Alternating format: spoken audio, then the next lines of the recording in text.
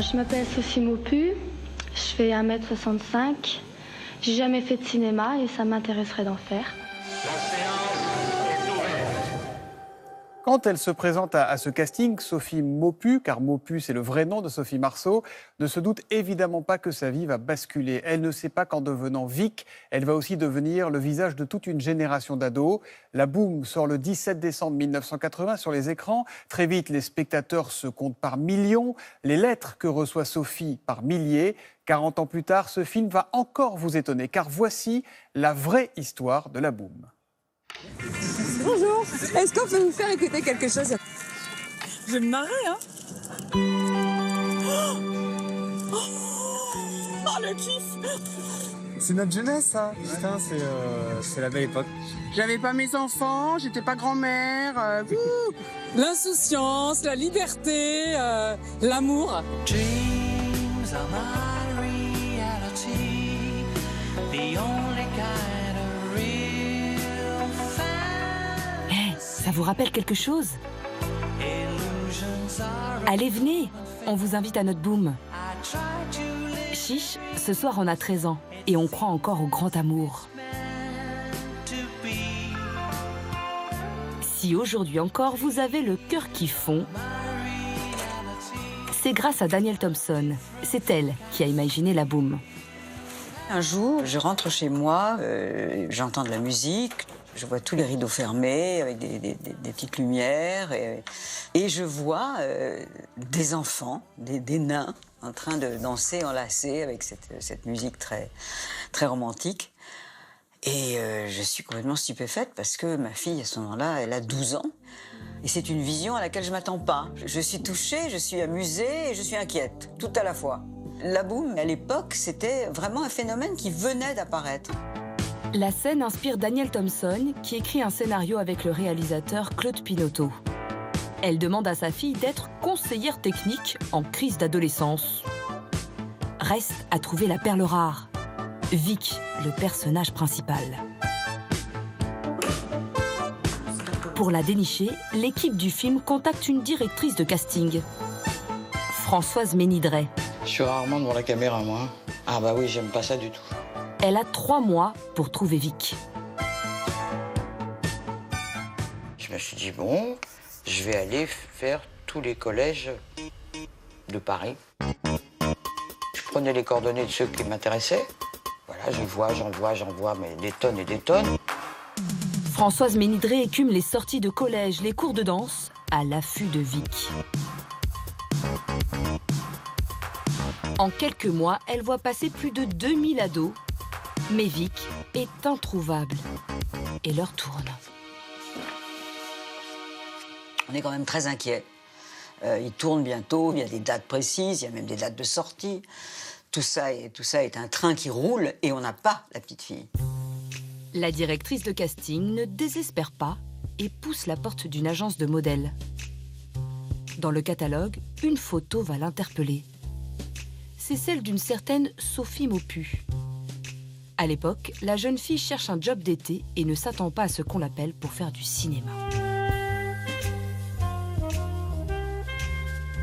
Elle était plutôt intimidée. Elle était cachée sous son gros pull. Et je lui disais, mais est-ce que tu veux faire du cinéma? Elle me dit, je sais pas. Bon, voilà. Et donc, je mettais toujours des petites annotations. Et j'ai mis, en relisant quelques années plus tard, intéressante à revoir, mais un peu loukoum. Voilà. Parce que j'arrivais pas à sortir un peps d'énergie d'elle. Françoise Ménidret croit au potentiel caché du loukoum. Elle lui demande de participer aux essais caméra avec d'autres filles pressenties pour le rôle de Vic. Bonjour, je m'appelle Marie-Caroline, j'ai 13 ans et je mesure 1m57. Marche pas trop vite, ils sont là? Ils sont derrière nous. Mais je te le dis, je crois qu'ils veulent nous rattraper. Et donc? Bah, je suis prise. Et non, celle qui va taper dans l'œil du réalisateur, c'est Sophie Maupu. Le jour même, la cassette du casting arrive chez Danielle Thompson.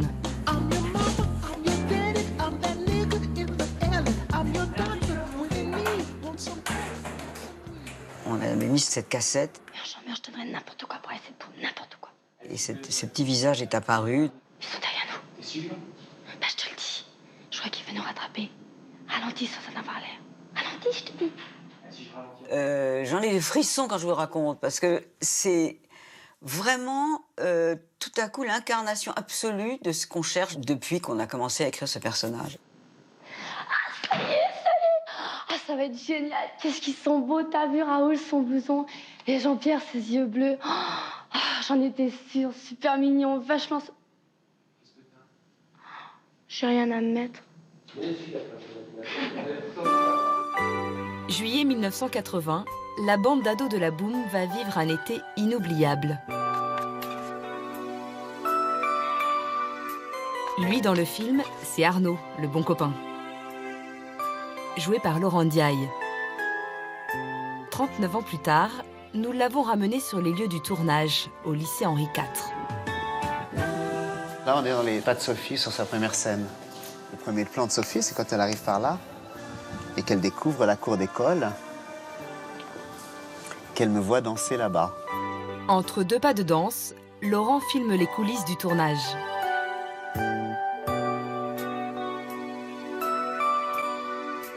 Ce qu'on voit à l'écran, c'est ce qui se passe dans la vie. C'est vraiment ça. On n'a pas envie de se quitter le soir. On est content de se retrouver le lendemain. Et donc le week-end, on recréait ce qu'on faisait la semaine. Des vrais booms.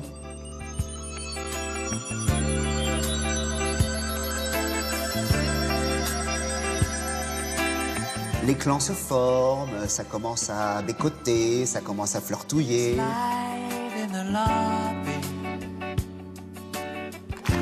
Mais je pense que l'expérience du premier baiser, elle est dans la Boom.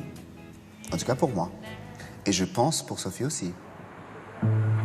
Mais le mercredi de sa sortie, le public leur pose un lapin. Le film démarre très mal. C'est désastreux. Personne n'est venu voir notre film. Et on est tous quand même déjà des vieux de la vieille, on connaît par cœur la manière dont les choses se passent. Et donc, on est mort. Contre toute attente, dès les jours suivants, les entrées montent en flèche. Le bouche à oreille a fonctionné. Au total, plus de 4 millions d'entrées en France, 15 millions en Europe.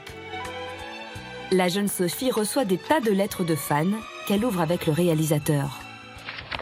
Au début, j'en recevais une vingtaine par jour chez moi. Et puis maintenant, il faut bien le dire, elle en reçoit 200 par jour. C'est un vrai courrier de star. Non, pas de star, non, mais enfin... Bon, ce film, ça a eu un succès, mais je peux faire un autre film et qu'il n'ait pas de succès et qu'on n'entende plus parler de moi. Et ça, je m'y attends, c'est probable. On a pris Sophie au mot. On a voulu vérifier si vous aviez vraiment oublié la Boom. La Boom? Ah oui, la Boom. Et j'étais amoureux de Lucie à l'époque.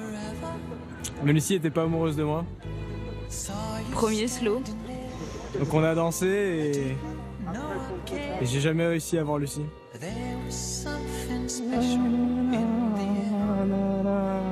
Il y a le refrain. C'est vieux drill. Lucie, si tu es quelque part, Lucie Bernard, sache que je pense toujours à toi, ça fait 15 ans. On danse?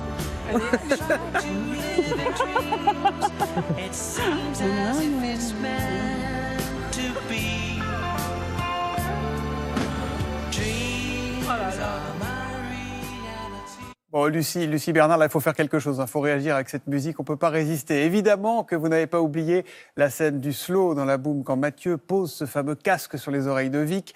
Une scène qui n'aurait jamais été possible si Mathieu n'avait pas eu son Walkman, ce petit baladeur qui a changé nos vies et celles de nos oreilles en nous permettant d'emporter notre musique partout. Mais attention, si vous en parlez à vos enfants, ils risquent de vous regarder un peu bizarrement.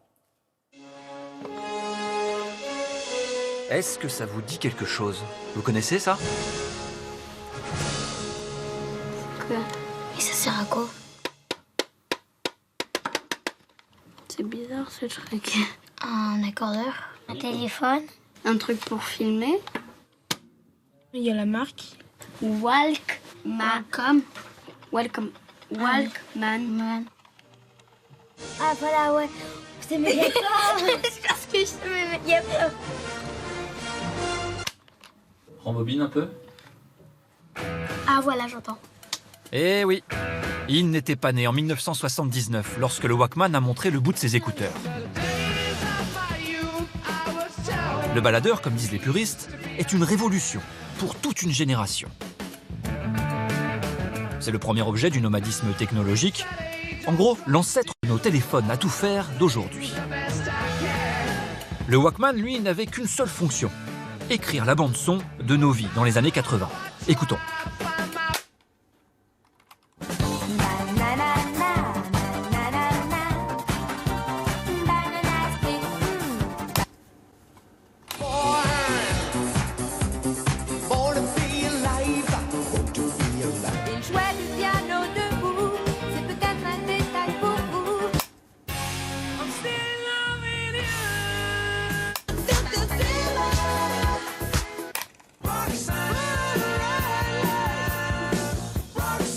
Depuis 18 mois environ, on voit en France des hommes et des dames aussi bien qui ont sur les oreilles un casque. Ce sont des Walkmen.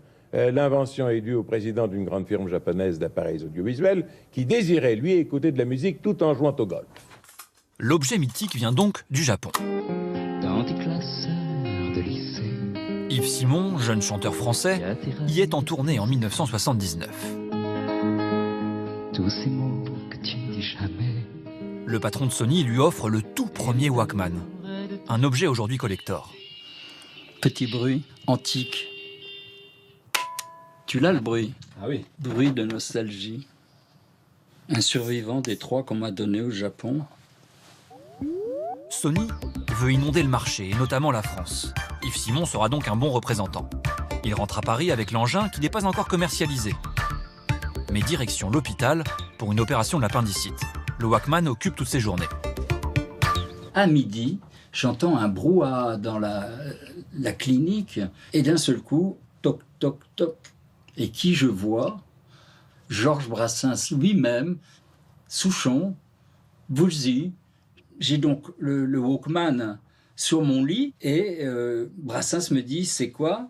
Je lui dis « c'est quelque chose que tu connais pas ». Et donc je lui mets sur la tête, il écoute.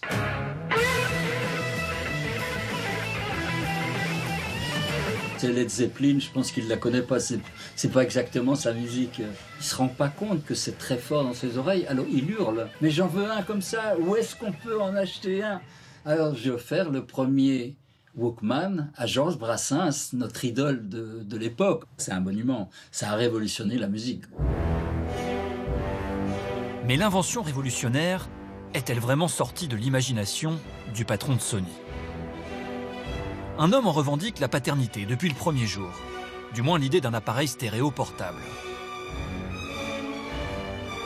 Andreas Pavel, allemand et brésilien, est un inventeur et un fou de musique. Dans les années 70, Andreas rêve de transporter le son du salon, ce qu'on appelle la hi-fi, la haute fidélité, partout avec lui. C'est quoi ce morceau incroyable? Ah mais oui, c'est Roméo et Juliette de Prokofiev. Waouh. Qu'est-ce que vous ressentez là? J'ai l'impression de planer.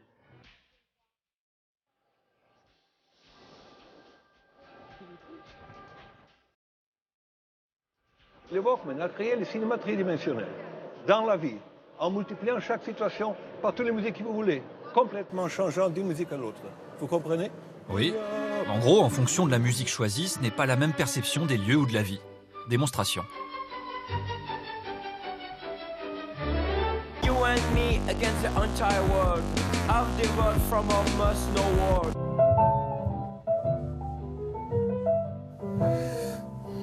Andreas avait pourtant déposé ses brevets bien avant la sortie du Walkman. Son invention s'appelait le stéréo belt, la ceinture stéréo. Il faut trouver une position pour chaque chose. Et les batteries, la cassette, les têtes de lecture, et ça c'est la ceinture. Alors on les met comme ça, n'est-ce pas? Et c'était une question de le faire le plus compact possible. Ça fait partie de votre corps, pas besoin de le porter. Comme un cow-boy. Avec de la musique. Mais Sony possède la technologie et la force de frappe d'un grand groupe. Les Japonais sortent le Walkman et les avocats. Je voulais avoir les droits qui, à un certain moment, étaient estimés à 2 milliards, billions dollars, parce que c'était 100 millions de Walkman. Et alors ça commençait une guerre qui a duré 23 années. Ça, c'était l'idée qu'il y avait immédiatement au commencement, qu'on pouvait planer avec cette chose-là. Sony est sorti avec le Walkman. Qu'est-ce qu'elle a fait?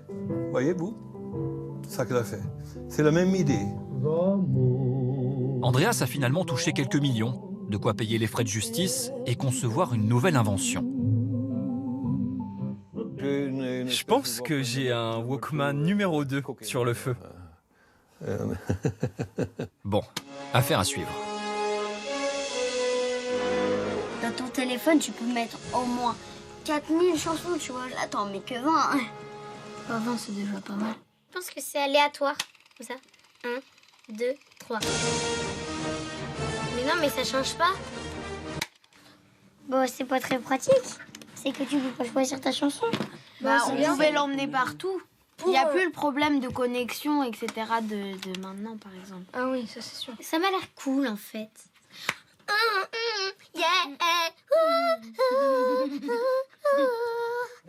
Bah ouais, mademoiselle, c'était cool notre époque aussi. Walkman, la boum, il ne manque plus qu'une chose, la musique de Vladimir Cosma et la voix de Richard Sanderson, celle de Reality, le slow qui rend forcément amoureux. Eh bien, figurez-vous qu'ils ont accepté de le chanter, ce slow, rien que pour vous. C'est le bonus de ce soir.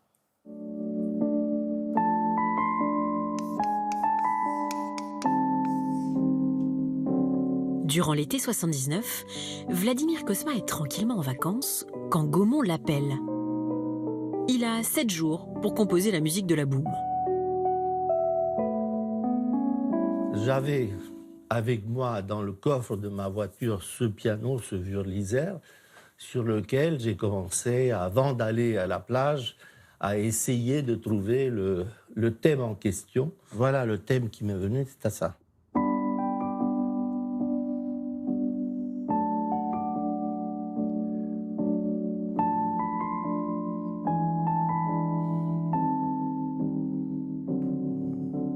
Met you by surprise. I didn't realize that my life would change forever. Saw you standing there, didn't know I'd care. There was something special in the air. Dreams are my reality. Cette chanson passait non-stop. On était numéro 1 pendant des mois. Ça a duré très longtemps. Dans le monde entier, ça a marqué profondément les gens. Ça, c'est au Japon. Ils sont amusés même à faire des vinyles en forme de cœur. J'ai chanté de la boum au Stade de France en 2008. Il y avait 60 000 personnes. Je suis sorti de sous terre, comme ça, ils ont des trucs. Et on entendait, quand il y avait les 3 notes, c'était comme un... Ah, voilà. Et c'est vrai que c'est très, très fort. Dreams are my reality, the only kind of real fantasy. Illusions are a common fin. I try to live in dreams, although it's only fantasy.